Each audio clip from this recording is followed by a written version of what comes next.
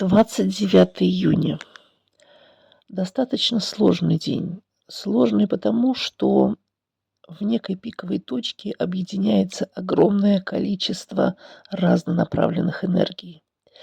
День, который можно назвать днем кризиса, днем того состояния, когда может щелкнуть по самому непредсказуемому моменту в нашей жизни. Очень важно сегодня быть более чем сосредоточенным на том, какой эмоцией, какой энергией мы наполняем все пространство вокруг себя. Нам просто не обойтись сегодня без любимого дела, без того дела, которое в состоянии согреть нас, наполнить нас и перенаправить нас. Нам сегодня просто не обойтись от состояния заземления, то есть необходима определенным образом та самая поддержка, которая питает нас и поддерживает нас, и помогает нам вырулить из неосознаваемых жизненных трудных ситуациях. Не теряйтесь, не позвольте никому расшатать вашу эмоциональную составляющую. Не позвольте разрушить себя каким-то нытьем и недовольством жизни.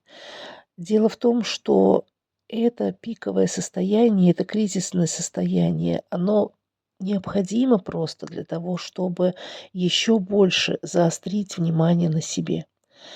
Никто не придет, не взмахнет волшебной палочкой и не разметет ваши сложные ситуации, ваши сложные моменты в жизни.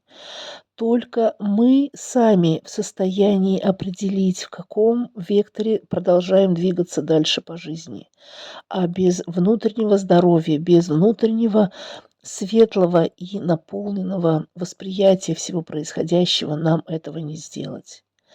И еще такой момент. Не думайте, что именно сейчас получится отсидеться где-то, спрятаться или дать возможность обойти всем этим проверкам. Этого не получится.